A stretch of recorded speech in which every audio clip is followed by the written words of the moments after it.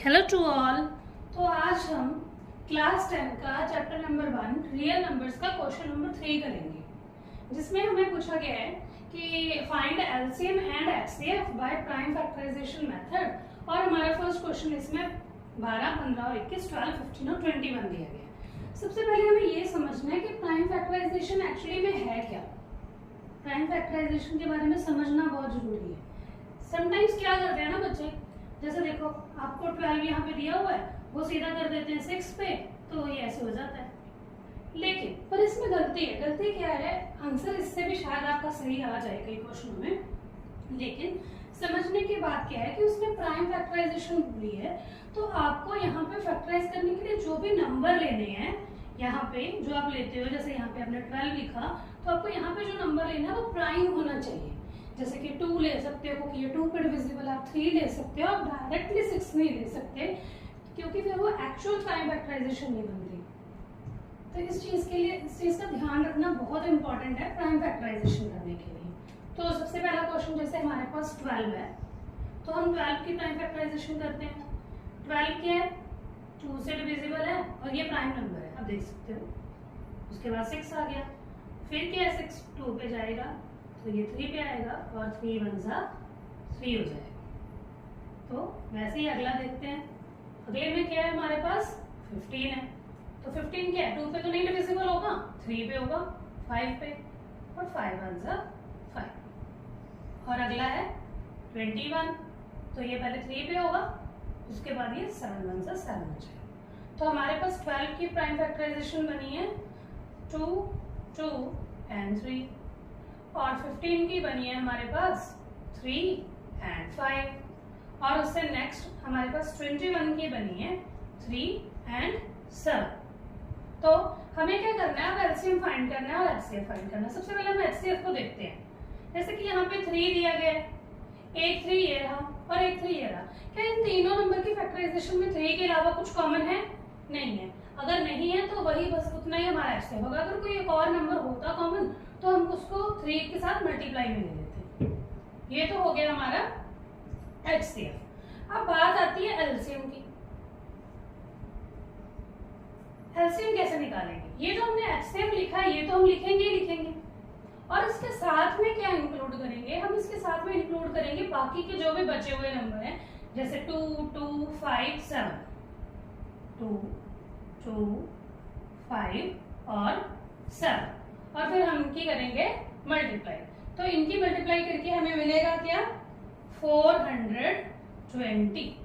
जैसे कि आप देख ही सकते हो, 3 2 6 और 2 5 10 होता है। 6 और 10 कितने हो गए मल्टीप्लाई करके? 60। 60 को 7 से किया तो 420 आता है। तो इस क्वेश्चन में हमारा एलसीएम और एचसीएफ क्या आया? एचसीएफ आया था हमारा 3 और जो एलसीएम आया था वो आया था 420। तो नेक्स्ट क्वेश्चन को देखते हैं। ऐसे ही आप भी इन क्वेश्चंस को खुद से सॉल्व करने की कोशिश करना। अगर कोई क्वेश्चन नहीं होगा तो आप कमेंट बॉक्स में मुझसे अपने डाउट्स पूछ सकते हो।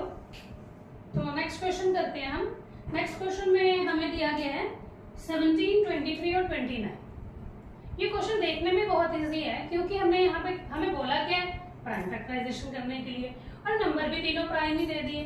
तो हमें सिर्फ इतना ही करना है, 17 लिखेंगे। पहले 17 1 जा 17। इसको चाहे करके भी ना दिखाओ, जस्ट हम डायरेक्ट में इसको ऐसे लिख सकते हैं, 17 equal to 1 into 17, 23 equal to 1 into 23, 29 equal to 1 into 29। Actually 1 साथ में लिखना इसलिए जरूरी है क्योंकि जब किसी में कुछ भी कॉमन नहीं होता तो 1 कॉमन होता है। तो हमारा एचसीएफ क्या आ जाएगा? 1 आ जाएगा। और बात रही एलसीएम की, तो वो हमें फाइंड आउट करना पड़ेगा। क्या? जो कॉमन है वो तो 1 ही है, उसके अलावा बाकी सब नंबर्स को हमें मल्टीप्लाई करना होगा। पेपर में अगर ऐसी मल्टीप्लाई आपको आ भी जाती है, वैसे तो कईयों को मल्टीप्लाई की बहुत ज्यादा प्रैक्टिस होती है, लेकिन नहीं भी हो तो आपको इस मल्टीप्लाई को बहुत आराम से करना है, क्योंकि ऐसा क्वेश्चन मार्क्स दे भी सकता है और मार्क्स ले भी जाता है। ठीक है, ये हमारे आंसर्स आ गए। तो हम अगला क्वेश्चन देख लेते हैं। अब इसका हमारे पास इस क्वेश्चन में नेक्स्ट दिया हो गया है, ये है हमारे पास 8 9 एंड 25। तो हम 8 9 एंड 25 को सॉल्व करते हैं। 8 9 और 25। तो सबसे पहले 8 को करेंगे, करनी क्या है प्राइम फैक्टराइजेशन, तो 4 पे नहीं करेंगे 2 पे करेंगे। कई बार हमें सीधा माइंड में आता है कि 4 के टेबल पे जाता है तो डायरेक्ट कर दो, नो ऐसे नहीं करना। वैसे तो ये चीजें हमने छोटी क्लासेस में सीखी होती हैं, बट मैंने आपके इन्फॉर्मेशन के लिए बता दी है। तो 9 क्या 3 के टेबल पे हो जाएगा, और उसके बाद बचा 25, तो 25 को भी लिख लो, क्या आ जाएगा 25 का 5 पे जाएगा, ये 2 पे नहीं जाता, 3 पे नहीं जाता, 4 पे नहीं जाता। इजी हो गया। तो बस फिर अब हमें क्या करना है, इसकी फैक्टराइजेशन लिख लेते हैं। क्या आएगी, 8 की आएगी 2 2 2, और 9 की आएगी 3 3, और 25 की आएगी 5 5। मैं इसको यहाँ पे इरेज कर दी हूँ, स्पेस नहीं है अलग से लिखने के लिए। तो 8 को हम लिखेंगे 2 मल्टीप्लाई 2 मल्टीप्लाई 2। आप चाहे पिछली वाली स्क्रीन का स्क्रीनशॉट लेके रख लिया करो। और 25 का क्या है 5 मल्टीप्लाई बाय 5। तो अब क्या है, हमें सबसे पहले एचसीएफ देखना था। एचसीएफ के लिए गए हम, तो इसमें तो 2 2 ही है, और इसमें 3 है, और ये 5 5 है। तो हमें पता ही है जब कुछ कॉमन नहीं है तो सभी में 1 होता है, तो ये हमारा 1 आ जाएगा। अब जब एचसीएफ 1 आ गया तो मुझे सोचने की जरूरत नहीं कि किसको किसको उठाऊं यहाँ से मल्टीप्लाई करने के लिए, सिंपली मैं नंबर्स को उठा लो, क्योंकि एचसीएफ तो 1 ही है ना, तो कुछ कॉमन तो निकला नहीं होगा वहां से। डायरेक्टली बस इनको मल्टीप्लाई करो, मल्टीप्लाई करके आपके पास जो आंसर आएगा वो ये आएगा 1800। ये हमारा हो गया एलसीएम। तो अगर आपको इन क्वेश्चंस में जो कुछ नहीं समझ आया तो आपको ट्राई कर लेना। सबसे इम्पोर्टेंट क्या है कि हमारी ये जो बुक है एनसीईआरटी की, न्यू एनसीईआरटी बोल सकते हो, जो अपडेट होके आई है, इसमें नंबर ऑफ क्वेश्चंस बहुत कम है। तो हमें क्या करना होगा, इसमें से ये चैप्टर करके एग्जाम्पलर में से भी सॉल्व करने की कोशिश करनी होगी।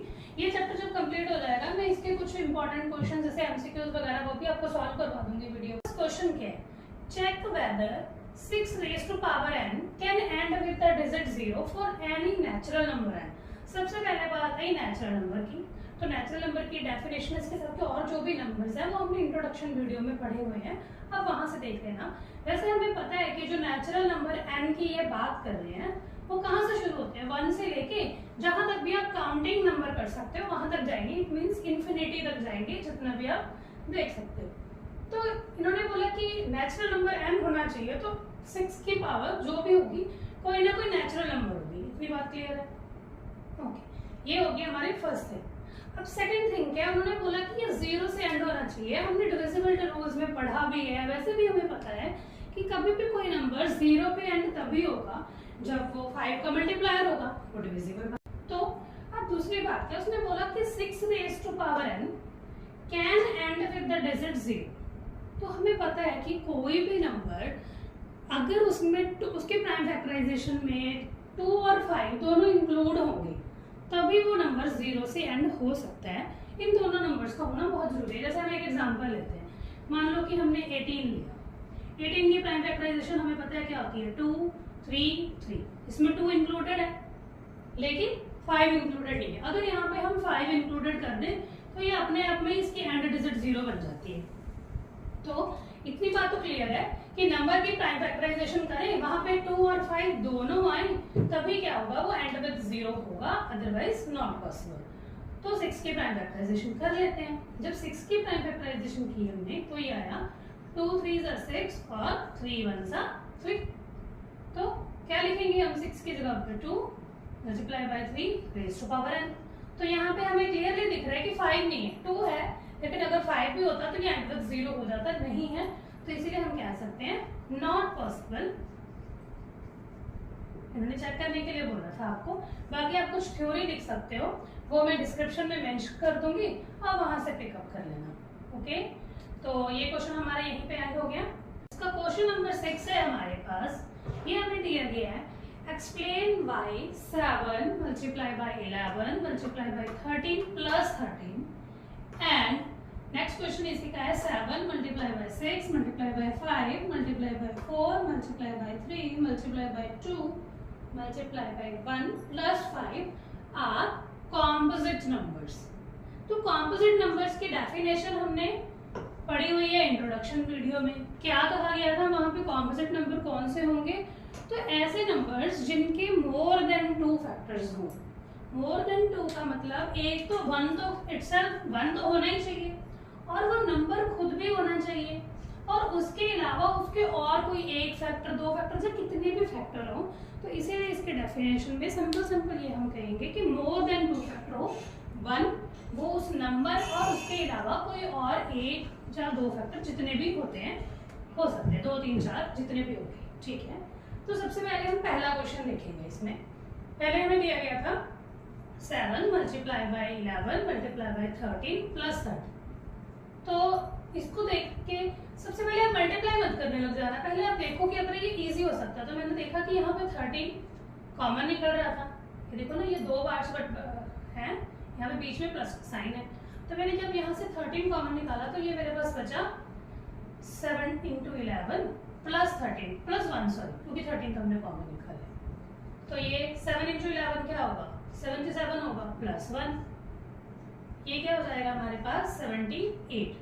और अगर आप 78 की प्राइम फैक्टराइजेशन करने भी लगोगे जैसे हमने पिछले क्वेश्चंस में की है, तो ये हमारे पास कुछ ऐसे आएगी 2 मल्टीप्लाई बाई 3 मल्टीप्लाई बाई 13। और अगर नहीं भी होगा तो आप लगा लो, चाहे जरूरत भी नहीं है। तो कॉम्पोजिट नंबर की डेफिनेशन इस पर अप्लाई हो गई, हमें पूरा फुल नंबर सॉल्व करके देखने की जरूरत नहीं है। डायरेक्ट हमने देखा कि इसका फैक्टर 2 भी है, 3 भी है, 13 भी है और 1 तो होता ही होता है। तो ये नंबर कॉम्पोजिट है। इसका रीजन ये हुआ कि इसके पास मोर देन 2 फैक्टर्स हैं। तो हम इसका नेक्स्ट क्वेश्चन देखते हैं। नेक्स्ट हमें क्या दिया गया है, ये हमें दिया था 7 multiply by 6 multiply by 5 multiply by 4 3 2 1 and plus 5 दिया। तो हम इसको यहीं से ले लेंगे, एक साइड हमें ये दिया और बीच में प्लस डाल के 5 ये दिया। तो हमें क्या करना है, देखते हैं पिछली बार की तरह। तो हमारे पास यहाँ पे दोनों साइड से 5 कॉमन दिखा है। तो जब मेरे पास यहाँ से 5 कॉमन दिखा तो मेरे पास बचेगा क्या क्या, ये 7, ये 5, ये 6 बचेगा, ये 5 तो हमने कॉमन निकाला, ये 4, ये 3 2 1 और यहाँ से प्लस 1 बचेगा। तो जब हम ये जो बचे हैं ना, जिन पे मैंने टिक की है, इनको मल्टीप्लाई करेंगे तो हमारे पास ये आता है 1008 प्लस, और ये तो 5 कॉमन गया तो यहाँ से 1 बचा, तो ये हमारे पास ऐसे आ जाएगा 1009। आप चाहो तो इसकी फैक्टराइजेशन करो, नहीं करनी तो भी कोई बात नहीं, क्योंकि हमने देख लिया कि एक तो इसका फैक्टर 5 है, 1099 तो है ही है, और कुछ नहीं होगा तो 1 तो होगा ही होगा। तो मोर देन 2 फैक्टर्स हो गए। तो यही रीजन है कि ये क्या है, कॉम्पोजिट नंबर है। ये बहुत इजी था, देखने में ये क्वेश्चन टफ लगते हैं लेकिन एक्चुअली में ये होते नहीं। तो हम इसका लास्ट क्वेश्चन रह गया इस एक्सरसाइज का, वो अगले वीडियो में सॉल्व करते हैं। तब तक आप इसे सॉल्व करो, नहीं समझ आता तो जो भी इसके साथ के एग्जाम्पलर में भी क्वेश्चन ढूंढो, अगर मिलते हैं तो उनको सॉल्व करने की कोशिश करो। हम मिलेंगे नेक्स्ट वीडियो में। प्लीज लाइक शेयर सब्सक्राइब करके जाना। Thank you.